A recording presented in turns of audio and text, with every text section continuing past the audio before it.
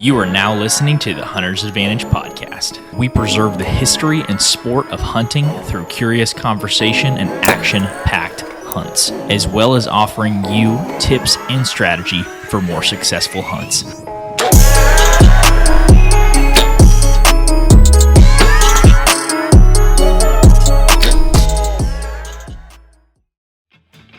The Hunter's Advantage podcast is powered by Out on a Limb Manufacturing. Out on a Limb is a family-owned company based right here in Oklahoma that makes tree stands, saddle platforms, climbing sticks, and so much more. Christian, I have a quick question. What's that? What bites down harder, a hippo or an alligator?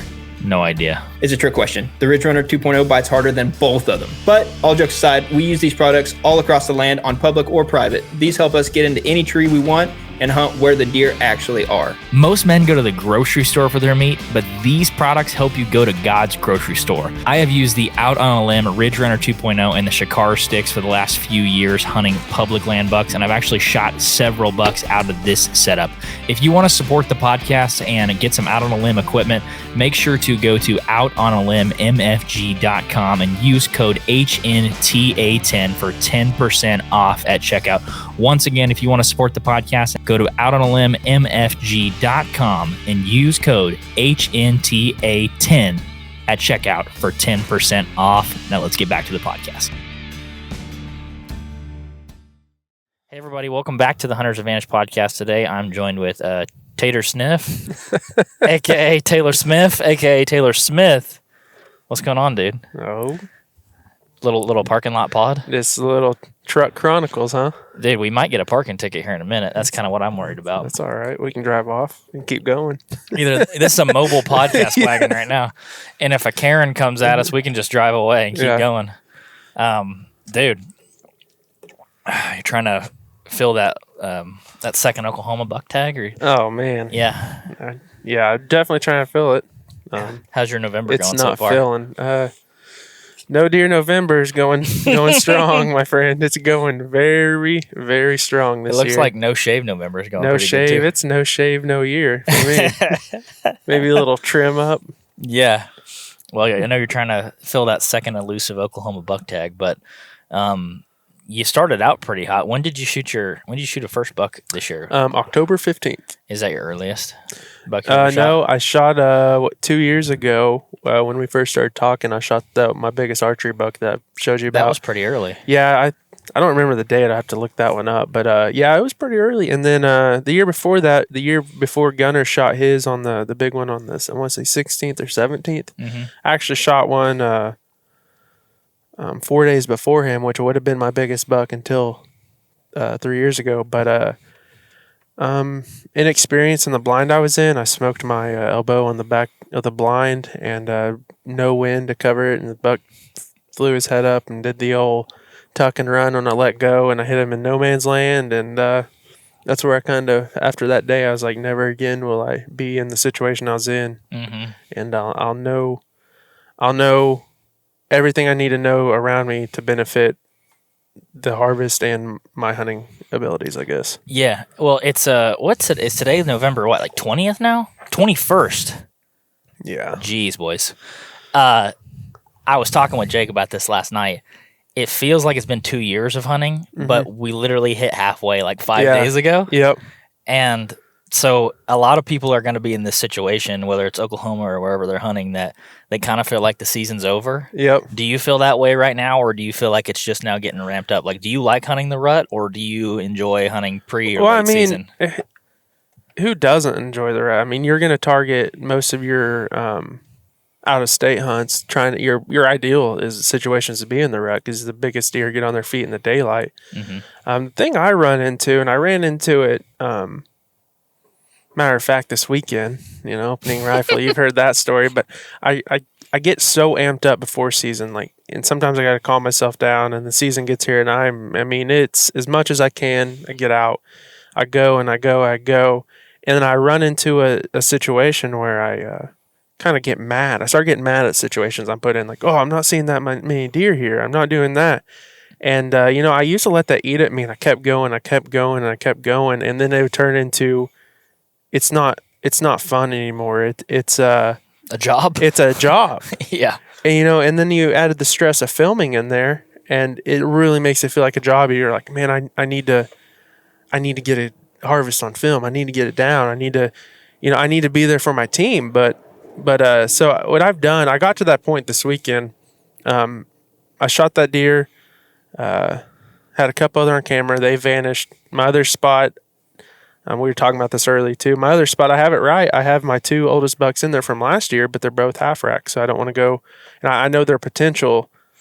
So I just kind of let them go. But so I ran into it this year. It hit a wall. I got mad. And as soon as I got mad, I packed my stuff up in my deer cabin. I went home. I got a good night's sleep. And I refresh, and I think about how thankful I am for being able to go hunt, how thankful I am to be able to be on a platform where I get to film and I get to talk to people. I get to talk to you, like, and then I turn into like, okay, that was dumb. Mm-hmm. Why did I get that mad? Mm-hmm. But so yeah, I hit that wall. I kind of taking a few days off. Like if I want to go hunt, I'll go. But I'll amp back up. But yeah, rut. I love to hunt the rut. I went last night. Saw some of the best rut hunting activity I've seen this year. So, yeah, hunting rut is definitely. Do you like bow hunting the rut? Oh yeah, bow hunting the rut.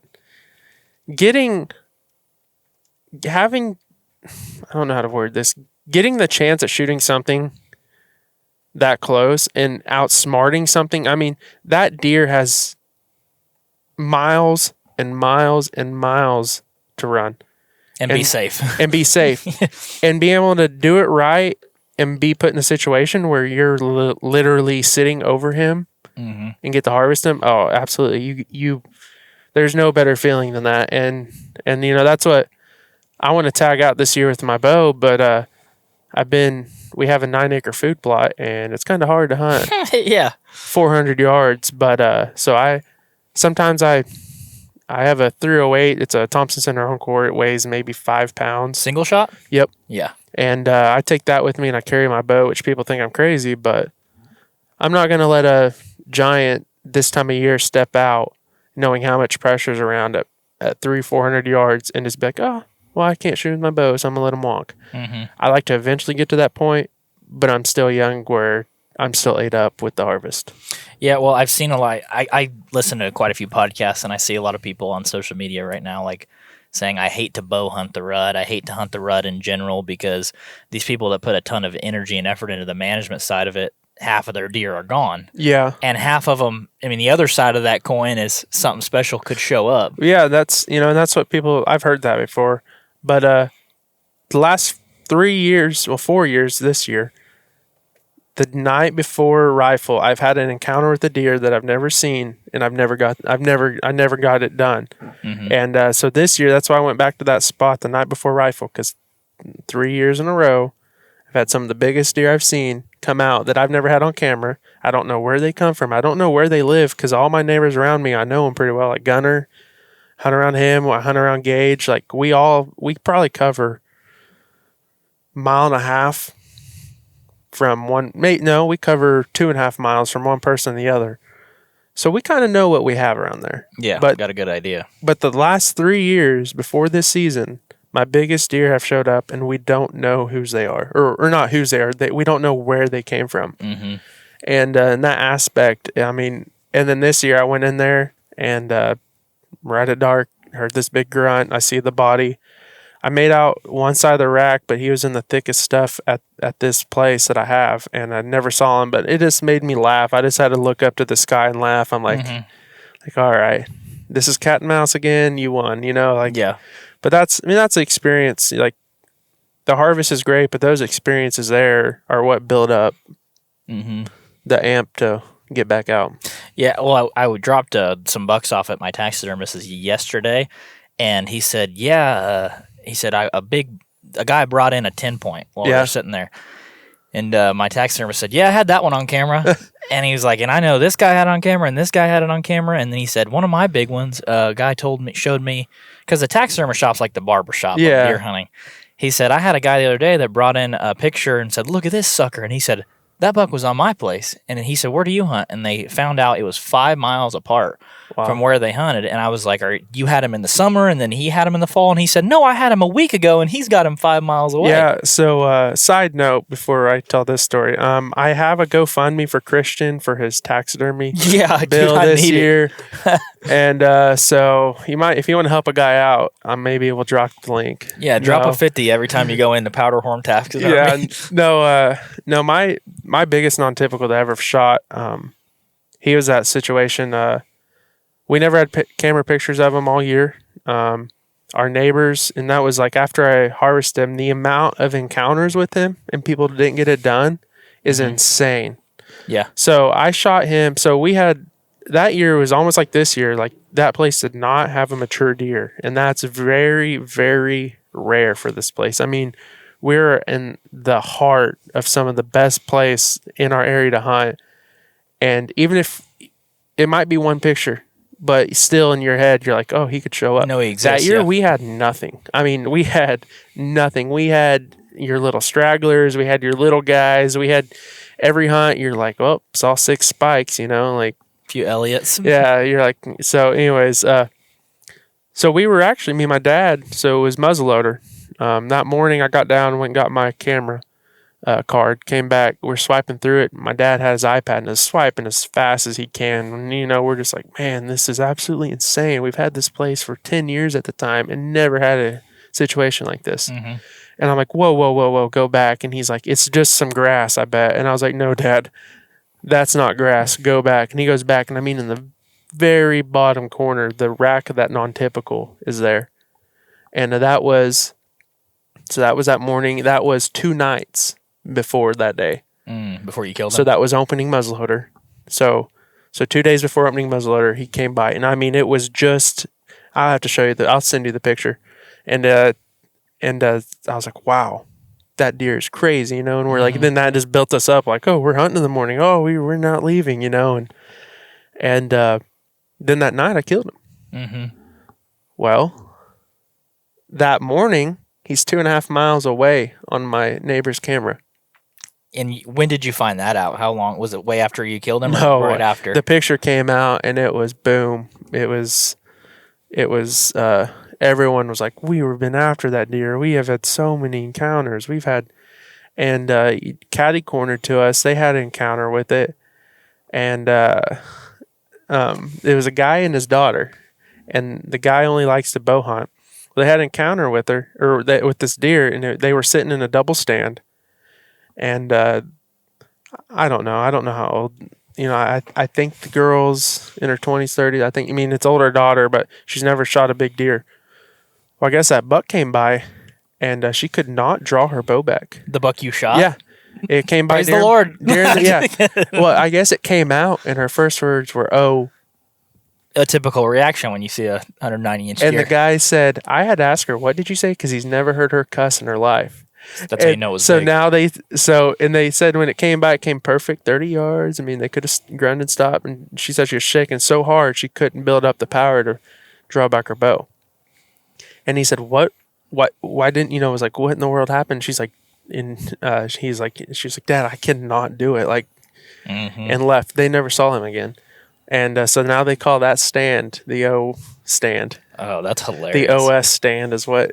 But they actually came by this weekend and showed me an old 11-point they harvested, and it was his son-in-law's first deer. And now for first deer, pretty good one. Oh, I would have shot it today. Nothing, an old 11-point. Massive short tine this year. Dude, I probably would have, if I was her dad, grabbed her elbow, be like, go, just tried to rope. I know. That's what I hear about that situation. And I'm like, man, I don't know. I don't get buck fever looking at them. Mm-hmm. It's after the shot. Right. I think that's a maturity, because used to, I'd be like, I was not expecting to see one. So when I did, I was so surprised myself. I was like, well, what do I do? I'll shake. Like if it's a good morning, like I can get up in the stand and I'm just shaking because I'm cold. But it's like I'm anticipating like what's going to happen. But when the deer comes out, man, I am one of the most calm and collective in my mind. I'm just like focus. And especially after that first, like going back, my archery buck that I injured, going to that, like I put that in my mind. I'm like, listen, I can't get nervous. I have to, if my opportunity is there, I got to take it. And as a hunter, I got to make the most of it, put the animal down as quick and as fast as I can, because I'm not going back through that experience again, which someday I probably will. We all do. But no, I'm calm and collected. But after that shot, I mean, I'm like that Luke Bryan, like, is he down? Is he down? Did I smoke him, Hunter? Yeah, so you'll see me in my Snapchats. I love to do that. I love to send people Snapchats after I harvest something, and I'll be shaking, or I always have something crazy to say, and so that's awesome. Yeah, we're at this point in the year. I don't know you. I've heard a lot of stuff recently about lockdown.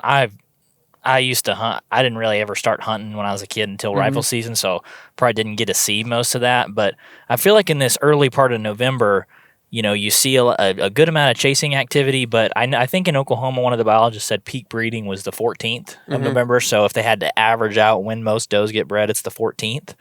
And I think as we're going into the second half of November, there'll be less does in heat, but it kind of, I feel like in my mind, creates a sense of urgency to those big ones, because now it's like my opportunity window is closing, and I feel like you can see him moving even further, like 5 miles in late November.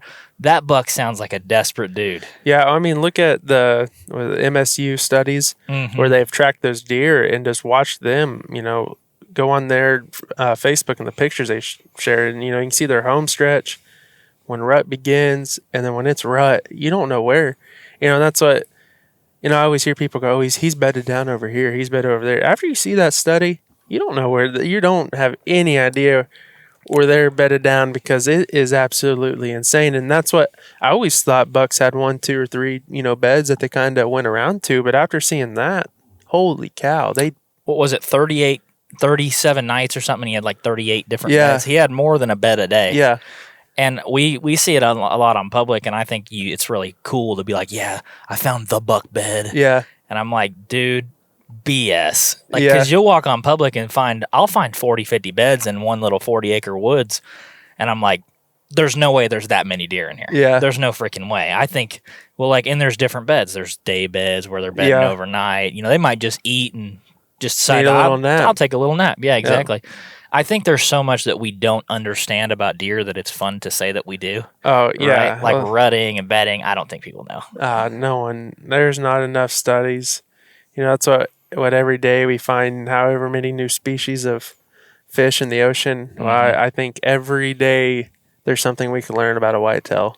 Oh, absolutely. That we think we know and we don't. And it's just like I said, I know a lot of people in my area, and I think one of those bucks someone had a picture of. Other than that, everyone's like, I don't know where he's coming from. Well, the flip side of that, I also know everyone that hunts 2, 3, 4, 5, 6 miles. Not everyone, but I know a majority of the big landowners and who hunts them, and I keep up with them, and even they don't have that. And it's just like, how can this guy? I mean, there's a reason why he's big, but he's so majestic that he can walk. He had to walk through my neighbor's place to get to me. I mean, he didn't just teleport. I mean, if he maybe there's something we need to learn on there, but I don't think they're teleporting places. So and this is what makes this is a head scratcher. What made him come to me? What made him find his way where no one else has seen him to come out in daylight in front of me? And that was like, I'm talking about that buck last year, especially, and the year before that. And he was there. He lived on me for a week, but then he's gone, and now no one knows where he is. I don't know. It's wild. We've got that buck that I showed you, Mr. Next Year, the one that Peyton's had several encounters with this year. Every morning, Peyton's he's pretty good at checking the cameras, and like I'll do some doom scrolling sometimes. He's pretty diligent about because he obviously still has a buck tag, so he's like very diligent. Yeah. And every day I text him, I said, "Is Mr. Next Year there?" And he said, I haven't seen him in 3 days, and I'm like, oh no, because I know if he runs by someone with 150 inches of headgear, he's gone. Yeah. But it's nuts because you always hear he's a mile away, he's 2 miles away. They'll do that crap in the summer sometimes. Yeah. But you hear 5, 6, you're like, oh no. There was a MSU talking about their study. There was one buck that like crossed the Mississippi and lived in like Mississippi, and then went down to like Louisiana and like lived down there, and they GPSed him. I was like, dude, we don't know crap about where they go and why. Yeah, it's unreal. Like, there's not a reasoning of why they are covering this whole much, or in our eyes, there's not a reasoning why they need to go that far. But they know something we don't. Well, and was there not a doe suitable within that 5 mile stretch that they hit? I don't. Or it's like there's all this social structure too. Did he try to hit neighbor 1, 2, and 3, but got his butt whooped on the way through, and he's like, "I'll just keep trying, I guess." Or, just keep going.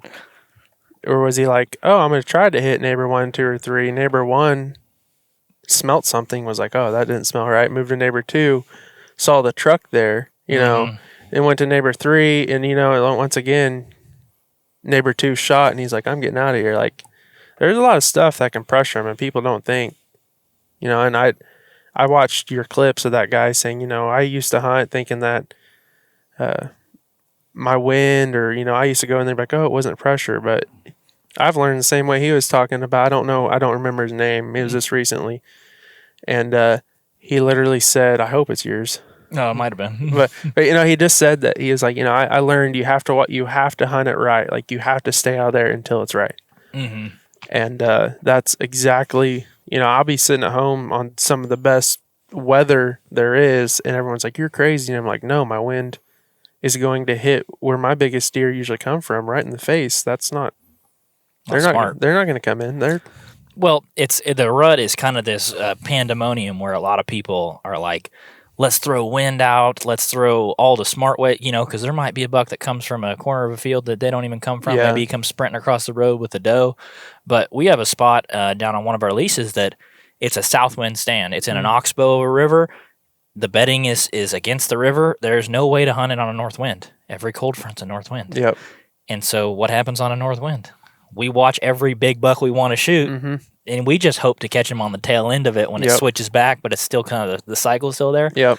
But I don't think the rut is one of those times where it's just, okay, I'll throw every tried and true hunting tactic out the window and just try it. Like, maybe if you have a rifle, that's a little bit different, but bow hunting the rut specifically, I'm not going to go in on a wrong wind. Yeah, I'm never going to go in on a wrong wind, even a marginal wind. Last night I was headed in to hunt, and I was already running a little late, and I looked at the wind. No, it wasn't last night. My bad. It was over the weekend, and running in a little late already, and I switched and went 20 minutes back the other way because I saw that I sat there and watched a leaf blow in front of me, and I was like, that's not what the app said. Mm-hmm. And I legit pulled over, checked it myself, and I was like, yeah, I can't be doing that. You drove home? And I went to my other spot. But I also have spots set up to where I know that typically the deer don't come through and stay there. So if I'm running late, I'll slide up in one of them spots, or I have stands on the edge of fields that are blocked by cedars until I climb all the way to the top. So I have that stuff set up, but no, if the wind's wrong, I'm not. So when the rut comes, is there, it seems like in a lot of your places you hunt, you're hunting weed or food.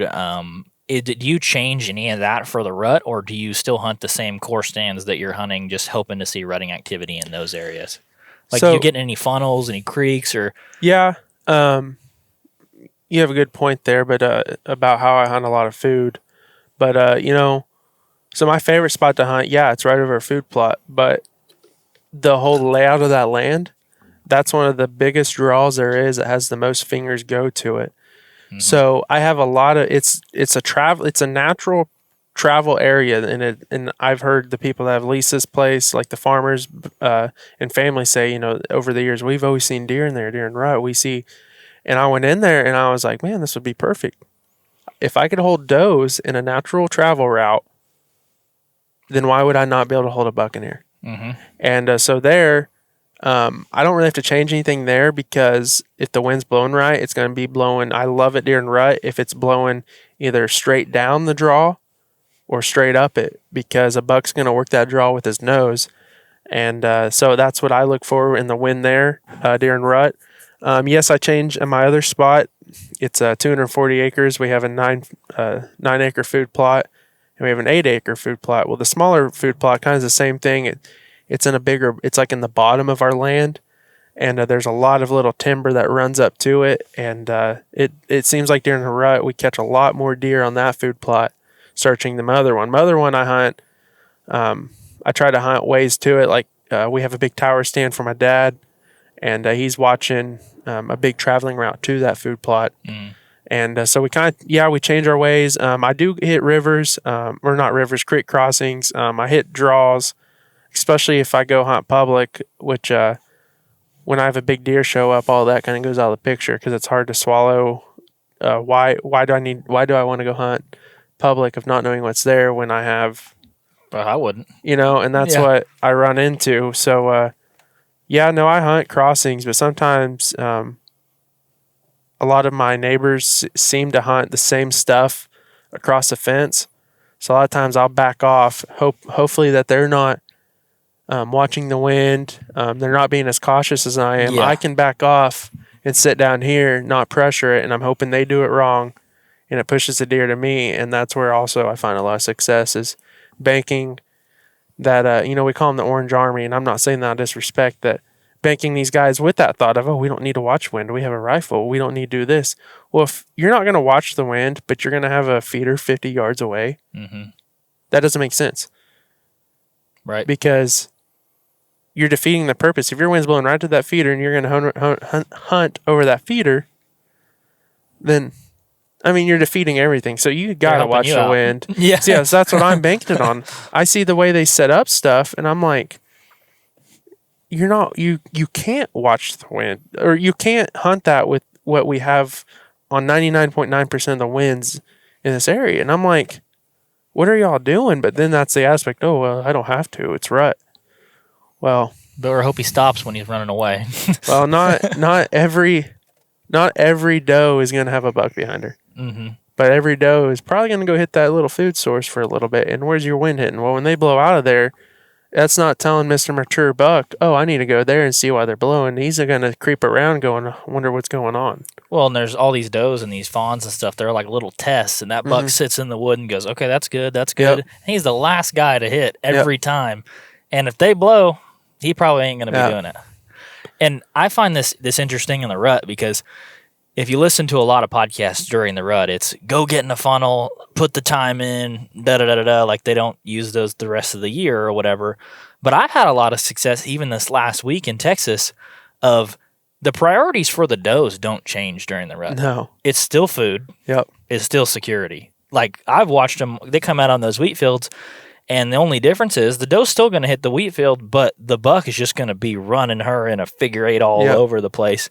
And I've had them do it, like run them right by me. Yep. I mean, it might be a 10-acre wheat field like you're saying, but the priority for the doe, I see what people are saying on those funnels, but the doe's priorities never change. Yep. And it's just, if the does are going to be on the food, especially when you're bow hunting, you just hope that they happen to be within 50 yards of where they run one by.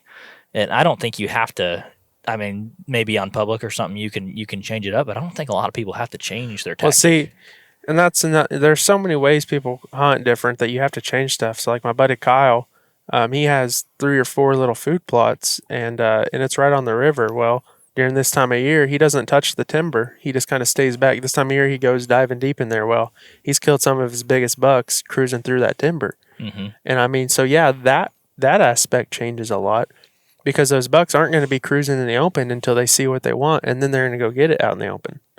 And that's what I think a lot of people don't understand. It's during rut, you hear, they're always in the open, or they want to be in the, no, the bucks are going to stay in the timber or stay in thick brush until they find that doe. And after that, they lose their mind, and they're going to push them out to where they can get them. Because if you're chasing something, would you rather go through thick stuff, or would you rather go through this asphalt road right in front of us? Run in the open. So, and that's where their mind is. So, yeah, changing the way you hunt can benefit you in situations, but it's what the situation you're in is what you got to worry about.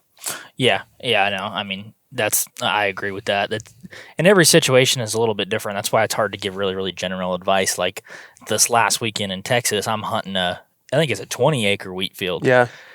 And I'm like, man, this is going to have to work out.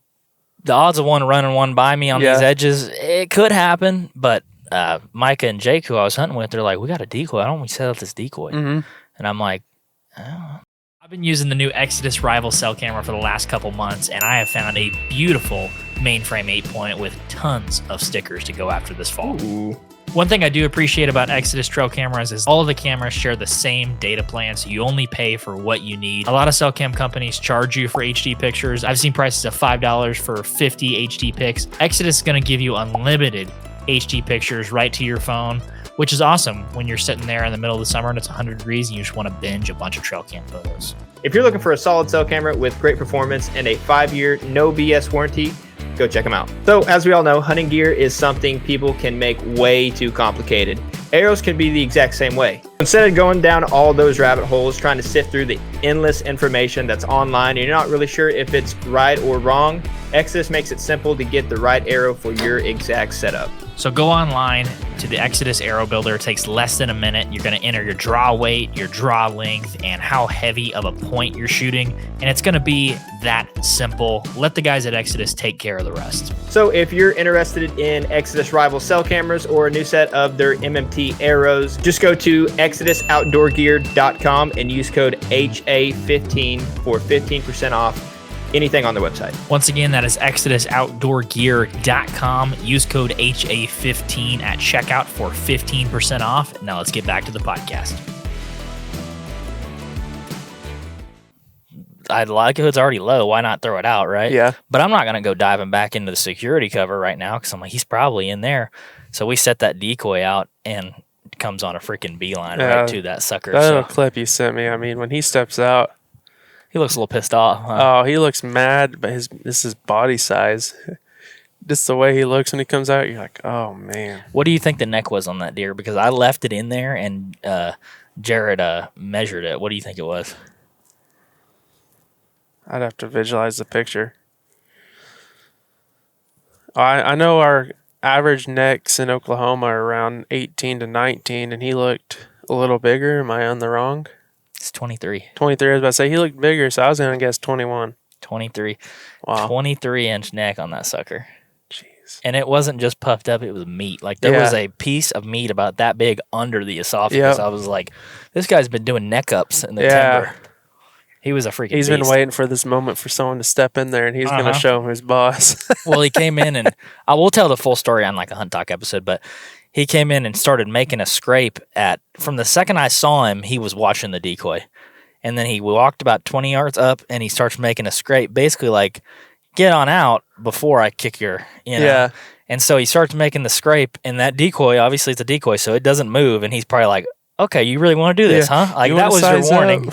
Yeah, that was your warning. And then he beelines with the ears back, and he was ready to get out that there. was like your picture perfect moment of what you want to be in there. Mm-hmm. Yeah. So when it's mid to late November, I know for a lot of folks they feel like the year's ending, but with Thanksgiving and all this stuff, and like Oklahoma's rifle season not even starting until like the 17th or 18th, this is usually when my season used to start. Yeah. And I always felt like we saw really, really good rutting activity until December 7th. It seems like even early December. I mean, we got so many does running around. They're not all in the same stride of when their cycle is. So I think, especially this year, since we had a rough summer and a somewhat rough fall last year, it's still kind of dry. I had a lot of late does. Well, they're already behind, or late fawns, excuse me. So they're already behind. Well, their cycle's going to be behind. Their first cycle's going to run behind. Mm-hmm. And, and that's what the studies have shown. Even in January, they're still, your first year fawns can still go and cycle in January. So when do you see, like, if it's a bell curve, 10% on this side, 10% on this side, when do you think 80% of it's done, like when you're hunting? Like, when are you like, hey, rut's over, I'm going back to food, late season? Well, see, that's another hard question because, like I said, I know how hard some of my other spots get pressured, so I stay out. I try to stay out as much as I can. Mm-hmm. And so this one spot in particular, I house about 10 to 15 does. Yeah. And, let me rephrase that. Early season, 6 to 8, maybe 10. And then it's like middle rifle. I've told you this. I go through about 350 pounds of feed a week at this spot, and because it's a gravity feeder. And during this time of year, it's unreal about how many deer are out there. I have too small of a food plot. I can't keep my feeder full. And it's like I don't know if it's the pressure or, if they're moving to more food, but there's food all the way around me because people have food plots. So I'm thinking, I think the pressure, especially the one of my neighbors, I mean, it's a family owned deal. And I've pulled in there and seen, 4 or 5 different trucks. I don't know if there's one person in a truck. I don't know if there's 4. Yeah. But I've visually looked in the timber driving to my spot, and they're sitting every 50 to 100 yards in lawn chairs like a wall. Well, thou shalt not pass. well, and I'm like, well, if they're not seeing any of that day, I bet they keep pushing in, or, well, if you have that many people, like what is Cousin Eddie? He gets a little bored. He might have to go to the bathroom. Well, if he goes to the bathroom, not see anything, well, I'm going to go take a look over there, So my place builds up like crazy this time of year. And my transition, I don't know, because I don't really get away from food. Mm-hmm. Like I hunt oaks a lot, so I know when to go hunt certain stands when the acorns are falling. But I always kind of stay around food because they always have to have it. Mm-hmm. And I'm in an area where if I put it there, they're going to want to come to the food. So I don't really transition. Man, I'd have to say that weekend or that week after your last week of rifle, I kind of get out of my mind of, oh man, I wonder what's going to come cruising. I wonder what's going to need something to survive and start rebuilding his body and getting that fat and muscle built back to survive this rest of the winter. And so I kind of I look at that and I start looking. I do a lot of intel with my trail cameras, but my spot, and that's a little farther north that I said I have those 2 big food plots on. That place changes when it comes to hunting this time of year. You got a lot of does, and if a buck comes in, it seems like it wants to be right at dark. But like I said, my other spot, how I have it set up through a natural big draw, I don't really have to change. So you've already shot a buck in October this year, right. But if it's November 21st right now, do you start getting more nervous, or you still go out every day at this time of the year pretty good about the possibility of seeing a mature buck? Like, let's say you hadn't had it killed one already. How would you be feeling today if you were to go out this evening? Feel pretty good about mid-November, late November? Yeah, I still think, my best growing up, we always did muzzleloader hunt, rifle hunt, call it a year. Yeah, that's what we did too. I didn't even know you could bow hunt. I didn't know. And then the people that you did bow hunt, you're like, wow, you're crazy. They're hardcore. Yeah, you're wild. Now I'm the wild person, but no, I don't really change. My hopes are still that my deer. I mean, my hopes are that the big buck's still going to come in. I just know he's not going to come in chasing, so I gotta really watch the wind. I gotta really note where they're coming from. I gotta start making sure that if there's going to be any way the wind might be blowing wrong, I stay out, because instead of relying on my does to bring one in, I got to rely on the pressure and my food source. Well, if they learn that there's no pressure and there's a good food source, then they're going to start coming in. And then that's what I've learned late year. If I have one coming in, back off until it's right. Go in there when it's right. And he's so comfortable at that point. Because, the first pictures you get, it's funny because they come in there and they look scared. I mean, their head up, their neck stretched out looking at your feeder. Their neck is stretched out long necking. Yeah, they're looking at the old scrapes. They're smelling this. They're smelling that. Then day 2, they come in there. It's like they've been there all year. And after that, it's like, it's funny because like in some of my camera, this food plot in particular has a camera that watches the length of it. And those will, or at least the first time I get a big deer, they'll be sitting there just staring down. Just long neck and staring down by this thicket is where a lot of the big bucks come through because of how natural of a crossing and passway it is through there.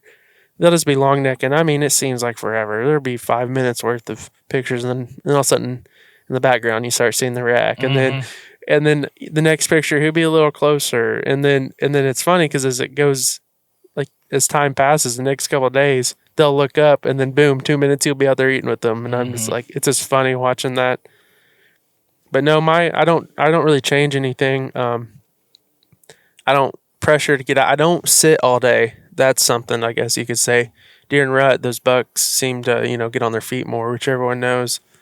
But I don't tend to get out there and take a little Sammy and a couple brownies little Debbie's. and some Folgers, but and sit all day. But I definitely still get there pretty early and still try to hang as late as I can. Well, it sounds like the theme of what you're saying is just like this time of the year, just staying disciplined with your wind, your approach, staying focused, because there's a lot of people that they might have had 45 days of hunting already and they're beat down. They're like, man, you start to think in your mind, it's going to take a miracle to kill one of these bucks, but it's not the time to kind of throw all your like discipline to the wayside, because it is still the time of year you can look down and be like, there he is. Yep. Been waiting all year for this, and you're sitting there on your phone with a half dead battery, and you haven't even prepared yourself mentally for it. And your one opportunity for the year sitting in front of you, but you think since you got beat down, it's not going to happen. That's not how it works. Yeah. It's you just gotta like you said, be disciplined. It's funny because you hear that when you talk to NBA and NFL players, they talk about the discipline, but it rolls into anything you do. Mm-hmm. If you stay disciplined, the theory behind it is if you stay disciplined, more times than not, it's going to work out in your favor. When that opportunity comes, you're ready. Yeah. And that's what, those NBA and NFL players, and I mean all sports players, but you hear them on the interviews all the time talking about discipline. Like I remember, like Russell Westbrook, that's all he talks about every time: discipline. Mm-hmm. And and that's what he's saying. You just gotta stay who you are, because eventually it's gonna pay off. If you keep changing it, then everything around you's gonna change. And that's what I kind of look at this like. Well, if I'm gonna change and not hunt this right, not that right, well, what does that do? That puts my wind in wrong places. It puts me going in the places at the wrong time. Mm-hmm. So, well, I have a buddy, my buddy Jake Ayers. Like, one of the things I admire about he turkey hunts quite a bit. He's a big deer hunter too, but he's just insane about turkey hunting. Like, killed like 8 or 9 birds in like 7 different states last year. And he's just got it. And every day, as you start your hunting season, let's just say you took a week off for the rut. Day 1, you're bright-eyed and bushy-tailed. Day 7, you want to light your hair on fire. Yeah. He wakes up every single day like it's day 1. Even if he got his teeth kicked in, spent 12 hours out, got sunburnt, tired, didn't get to go to the grocery store, got 2 hours of sleep, he wakes up the next day and he's like, today's the day. Yeah. And I feel like when you wake up that way, you're not, if it's the rut and you're deer hunting, you're not sleeping in, you're not walking in 10 minutes before. Yeah. If you stay like that, you're ready when the opportunity presents itself, because you really never know when. Yeah, and that's something I do that helps me a lot. And that's what people don't, everyone's like, you get to go hunting, but they don't really understand how exhausting it is. Like, if you're, like, how much effort I put in it, how much time I put in it, if I don't sleep that well anyway, so if something gets in my mind, I might not sleep but 2 or 3 hours, and I'm waking up early, and then, it just drains you. Right. And, that's what, something I've done to help myself stay in the be ready mood, and every day is good, is I get there, and I tell myself, look for what you're thankful for. Mm-hmm. That's why we're there. Mm-hmm. It's the harvest is the icing and the 5 candles on top, but the reason why we're there, I always be thankful. Every morning I get in the stand, I pray. Every night I get in the stand, I pray. And I'm like, show me why why I get to sit here and watch a world go to sleep, or why I get to sit here and watch a world wake up, and that's what I like carrying the camera along. I'm getting chills over this, but like my opening video for my 8-point I shot last year, it is the prettiest orange there is, and the crows are sitting on top of that tree hollering at each other. One of my favorite colors is orange. Yeah. All right. Go Pokes. And yeah, go Pokes. But it's just been my favorite color. And it's like that morning, when that came up, you just have to laugh. You're like, there it is. Or you're sitting there and you're like, you hear something, you look, it's a whole covey of quail. And you're like, there's just all the little things that I keep telling myself, look forward of why I get to sit here and why I'm here. I'm not here. Because if you're there just to kill a deer, you're going to get burned out so fast. Oh, yeah. So fast if you don't get one. If you don't get one down in October in those first 30 days, when November comes around, you're just going to be like, I don't even know why I do this. Mm-hmm. And that's why I've told you, I've hit that wall. I hit it about every year, and I got to get a little reset in. Take a step And then back. that's kind of what I do is, and I really try to keep in my mind, like, why am I here? Keep first things first. What brings me out here? Yes, knowing that a big deer is going to come out, but in between that time, why am I here? Mm-hmm. Yeah, that's really important. I mean, keeping first things first, because if you're looking for one moment to make you happy, like you might talk about one 15-second encounter. Yeah. That ain't going to sustain you hunting 50 days a year. Well, I mean, let me ask you this: you don't go, or let me put it in this way: you don't win a championship, you don't win a national title off of not preparing yourself and and doing what you can all the games before. Mm-hmm. Why am I here? You're being disciplined. So later in the season, when it's time to go for the big ending, here it is. And you've been disciplined. Well, that's why deer hunting. The deer is your gold ball. Mm-hmm. That deer is the biggest ring you've ever seen on your finger. And that's what you kind of do. You got to keep staying there, and you got to keep your mind fresh. You got to keep going. And then when the time happens, you're like, yay. If it doesn't happen, then you're like, well, what do I need to do better that I didn't do this year? And then that's a whole different game right there. Mm-hmm. Yeah, absolutely. Well, I mean, it's the rut. People that are listening, it's not over. Even if you're one of those folks that hasn't killed one, if I hadn't killed one, right, like it's November 21st and hadn't killed one, I'd be pretty worried and nervous. So I can't pass that on and say, it's always easier from the other side to be like, no, you got to get out there, man. And you're sitting at the house, I'm cheering you on, get out there. But reality is we're at the halfway point of the season. Yep. There's a lot of game left to play, and I've seen it happen. What's the latest you've ever shot a deer? So the latest I've ever shot a deer, or a buck, let's just say a buck. I'm trying to put this, better not be to November 21st. Better have a December in there. I know last year's deer, no, I got him in rifle. I think the latest I've ever shot one was the last day of rifle one year. December 5th? Yeah. Yeah. So we're still 2 weeks from there. And I shot it because, it was a big deer, but, it was an old, mature deer, and it wasn't like, I have to shoot something. Mm-hmm. I don't think I've ever shot one later than that, which like last year I had that big deer later, but, I kind of was in that wreck, and I was in a lot of different doctor's appointments and all that, so I kind of couldn't get in there as much. But if I would have stayed after him, he was in there until he dropped. Mm-hmm. So, I could have been in January and killed him. Yeah. I think my latest was last year, December 7th or 8th was the latest I've ever shot one. So, it's been a really hot first half of November. Like really temperature hot. Yeah. And I've heard of a lot of people saying, I'm sitting in the stand November 10th and I'm not seeing a deer. And I wonder if some of that front loaded rut activity that you typically see is going to be in the second half of the month now. Maybe those deer are hitting and breeding at night, which I'm sure they do. Yeah, my deer are moving unreal at night. Really? Yes. Getting a lot of pictures. Yeah, and we've had another thing is like we have a lot of our feeders over food source or cameras over feeders and food sources, and it's like we're not getting any great pictures. Big bucks aren't hitting feeders right now in my places, and there's a lot of probably activity that you're not observing on cameras right now. Well, like I said, that one food plot that has a camera that goes straight, that looks all the way across it. 20 yards away, I have a feeder, and there's a camera on there, and then my other place where I have that 9-acre food plot, I got a camera on a feeder, and then I got a camera on a scrape line. Well, that camera on the scrape line and that camera that projects across the plot,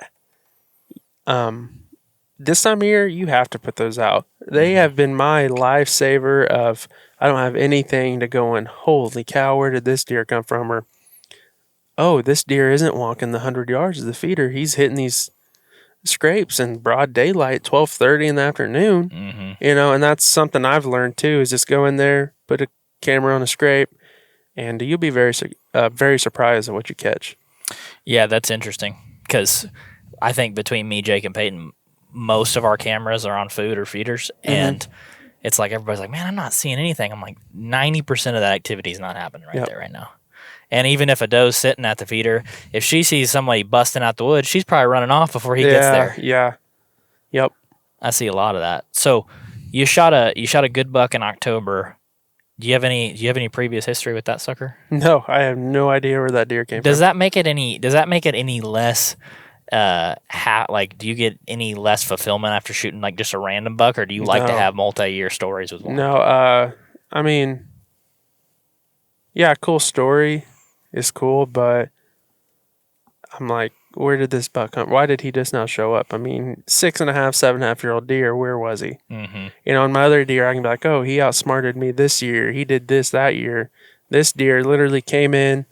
I was kind of late putting up a camera out there. Put a camera up the night before. 30 minutes after shooting light, he's there. And I was about to leave. It was that Sunday. I was about to leave.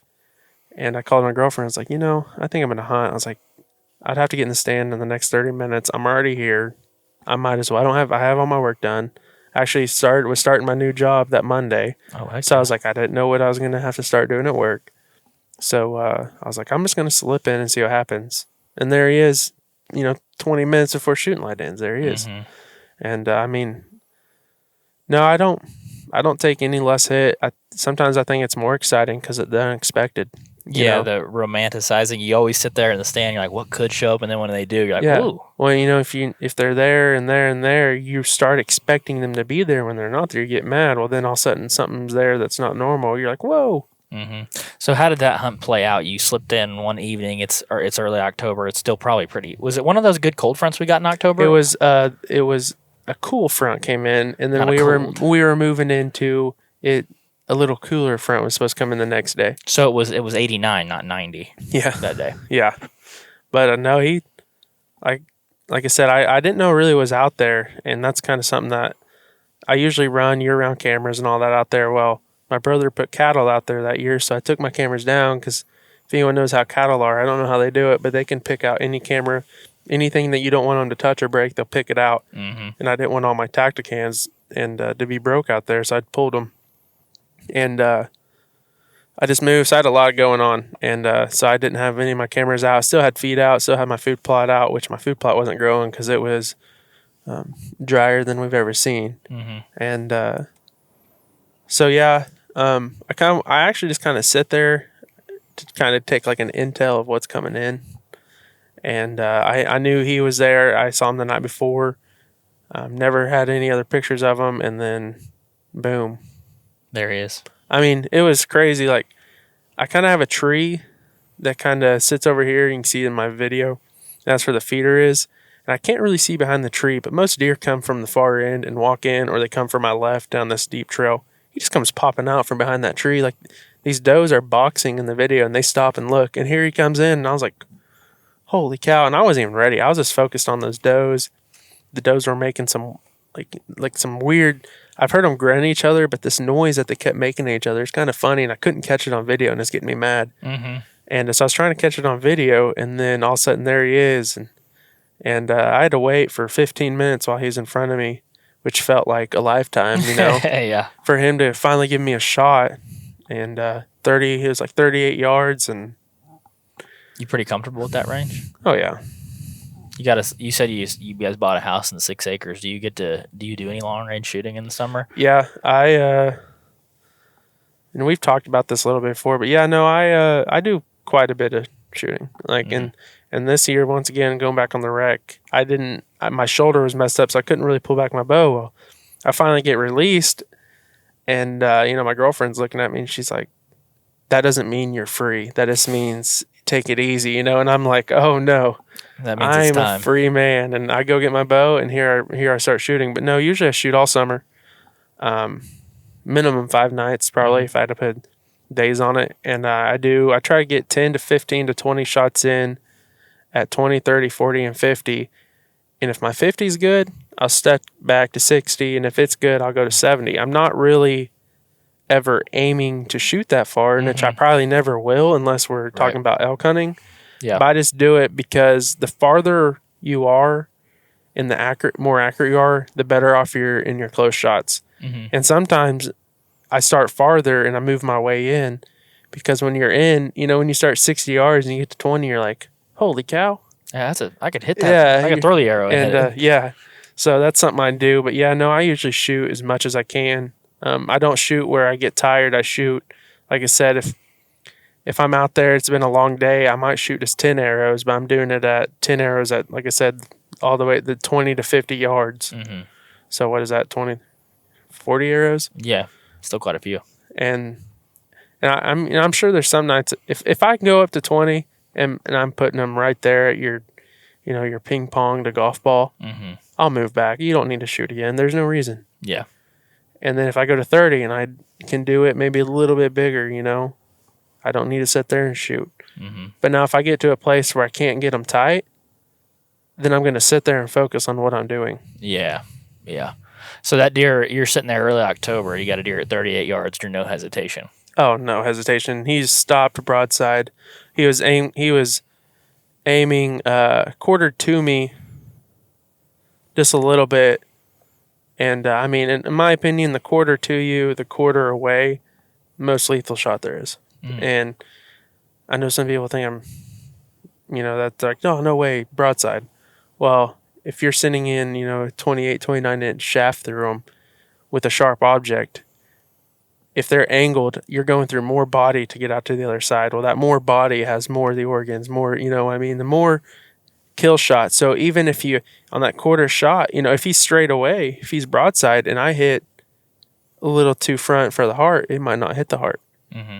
It should still hit the lungs. Or if I hit, say, let's talk about high. If you hit high, there's a chance you don't hit anything. Well, if he's quartered away, now you're going through more of the body and you should be able to hit more. And yeah, kind of like a little combo punch. so, yeah, when it was 38, 40 yards, and that's what we've talked about this before. When I shoot, I'd go through a routine of what to do. I pull back, make sure, I always grab my bow, make sure it's on the fat of your thumb. But when I pull back, I always go lock, breathe, shoot, lock. And that means when I go up, I rest these two knuckles on for a what do they call it? Thumb button?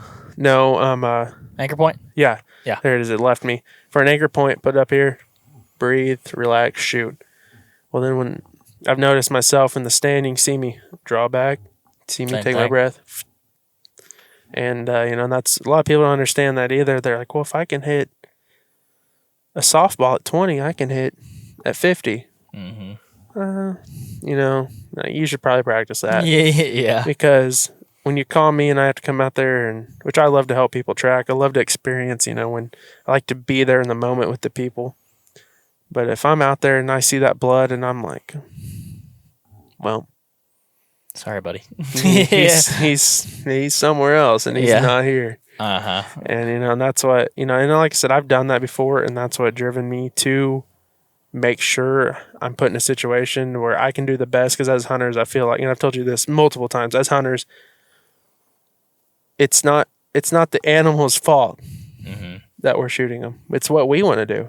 Yeah. And that's why and once again, to back this up, because I know all the Karens out there are going to be like, oh, you just want to kill. No. Because when I harvest that deer, like, I know what I'm getting. I know I'm going home, I'm going to get food. And that's what, if I have enough food and I know some family that needs some and they want a deer, I'll go shoot one and use my tag and give it to them. It's a free source. If you break it away from what everyone wants to commercialize it as, it's a free source of food for people in need. And it's a free, what do you think? You get, how many pounds off a buck, you think? Oh, 30, 40 pounds. 30, 40, maybe 50. Yeah, it depends how big. Crazy. Yeah. That's 30, 40, 50 pounds of beef. I don't have to go buy and go price what beef costs. Mm-hmm. And that's another thing on me, is my family all raises beef, and they give me a half to a full beef every year. So I have a lot of beef in the freezer. Mm-hmm. So I don't have to go out there. I get the luxury of, I don't have to sacrifice, or I don't have to live off what I harvest. Yeah. So a deer is almost like it's like a treat for me. You know what I mean? Like, tonight I'm cooking deer tacos. Instead of everyone going, oh, we've ate deer so much all year, let's go buy some steaks. I'm the other way, and that's why I enjoy deer more. Yeah. Growing up, I ate it a lot more. But now I actually finding new ways to cook it, I love to make jerky. Mm-hmm. And so I get to do all these new flavors, and I really I get to enjoy it, and then I'm like, wow, that was an incredible experience. Mm-hmm. Let's go again.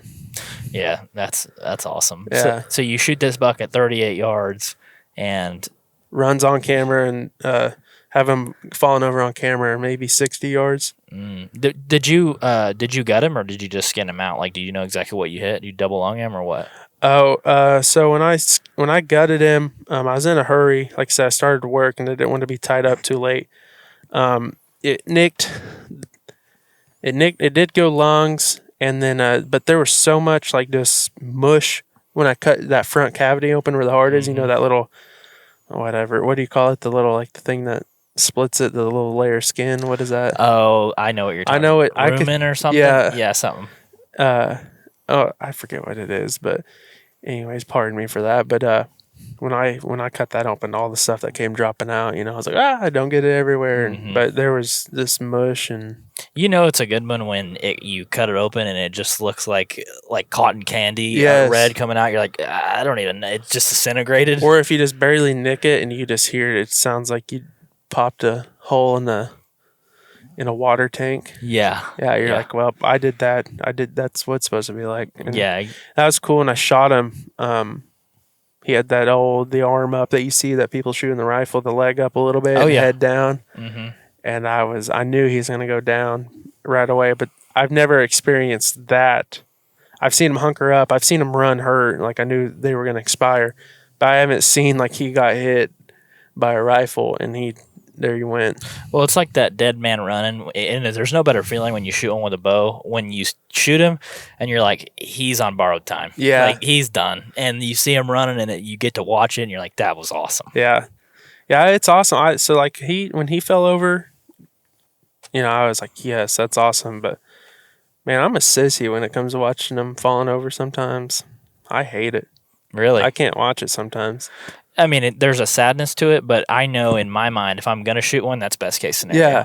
Well, that's what, that's another thing I think of. I'm like, that animal, the all the ways that it could be killed out here, I've put it in the best position. You know what I mean? Like I've given it the most lethal, painless thing it's ever felt. And when it runs away, that's all motion at that point. It, like you said, it's a dead deer running. Mm-hmm. They don't know what's going on. No, not a bit. Well, I got a meeting in 7 minutes, and we literally just decided to do this in the truck, which is kind of hilarious. And now I'm very glad we bought these podcast headphones. We're like, if we get these, you think we'll do more, just like run and gun? Yeah.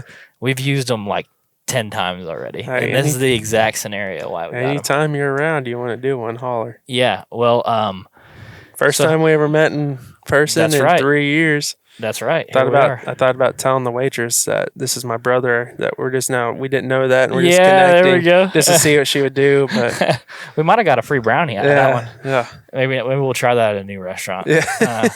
Yeah. So you got one more buck tag. What's the plan for the rest of the season? You gonna keep hard at it in Oklahoma? Yep. I'm gonna be hard at it. My goal is 160 plus. Good luck. But no, if he comes out and he's 5.5, 6.5. And he'll be down. Gonna get you one. Well, you already got you got your buck kill from this year already on YouTube. Where can people connect with you and watch your videos or social media? What's all the Outdoor places? Defiance. I don't really use my personal I don't either anymore. Platform anymore, but Outdoor Defiance. That's everywhere. Instagram, Facebook. We don't really have to have no one really has a name similar to us.